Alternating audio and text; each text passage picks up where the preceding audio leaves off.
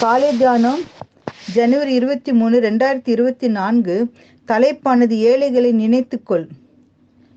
தரித்திரை நினைத்து கொள்ளும்படிக்கு மாத்திரம் சொன்னார்கள். கலாத்தியர் 2:10.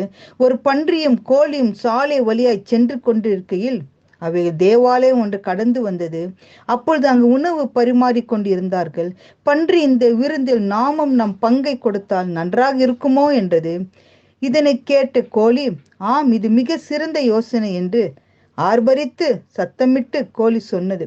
அப்படியானால் நீ இறைச்சியும் நான் முட்டைகளையும் வழங்கி விடுவோம் என்று பரிந்துரை செய்தது. அதனை கேட்ட பன்றி, இவ்வளவு வேகமாக நான் இறைச்சியை எப்படி கொடுப்பது? கோழியாகிய உனக்கு முட்டையை கொடுப்பது என்பது ஒரு அன்பளிப்பு என்றது.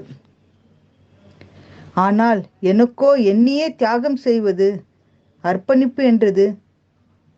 முட்டையை கொடுப்பது உனக்கு எளிது. முதல் நூற்றாண்டு கிறிஸ்தவர் ஏழைகள் பயன்பட உதாரத்தமான உதவிகளை செய்தார்கள்.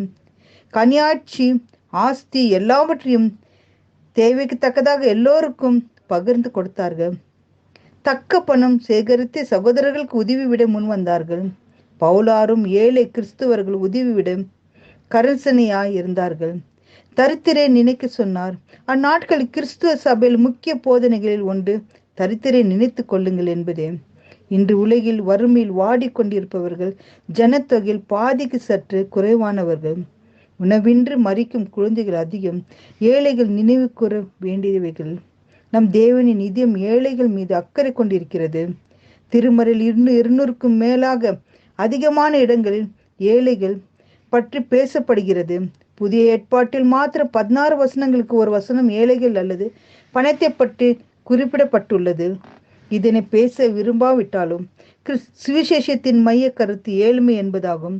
நம்மை சுற்றிலும் தரித்திரர்கள் அநேகர் வாழ்கிறார்கள். அவர்களை நம் கண்கள் பார்க்க வேண்டும். சோதோமின் அக்கிரமத்தில் ஒன்று எளிமையானவர்களின் கையை பயன்படுத்தாது. கர்த்தராகிய கிறிஸ்துவ இந்த ஏழைகளுக்கு நீங்கள் எதை செய்யாது இருக்கிறீர்களோ அதை எனக்கு செய்யாதது இருக்கிறீர்கள் என்றார். ஏழைகளுக்கு இறங்குவதை பார்த்து நம் தேவன் புன்னகைத்து மகிழ்கிறார். தரித்திரனுக்கு இறங்குகிறன் பாக்கியம் அடைவான்.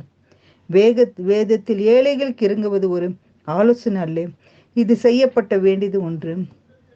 திராணி இருந்தால் அதை செய்யத்தக்கவர்களுக்கு தியாகத்தோடு செய்து அர்ப்பணிகள் என்று தேவன் சொல்கிறார். நம் திராணி இருக்கும் போது ஏழைகளுக்கு செய்கிற பிள்ளைகளை நாம் காணப்பட வேண்டும். அப்படிப்பட்ட ஸ்லாக்கத்தை நமக்கு ஒவ்வொருக்கும் தருவாராக. ஜெபிப்போம். என் அன்பான் நேசிக்கிற நல்ல தகப்பனே ராஜா, ஏழைகளுக்கு இறங்கிறவன் கர்த்தாவே, இறங்குகிற பிள்ளைகளாக காணப்பட வேண்டும். நாங்கள் ஏழைகள் இறங்கியப்பா எங்களுக்கு உதவி செய்கிற பிள்ளைகளாக காணப்படும்.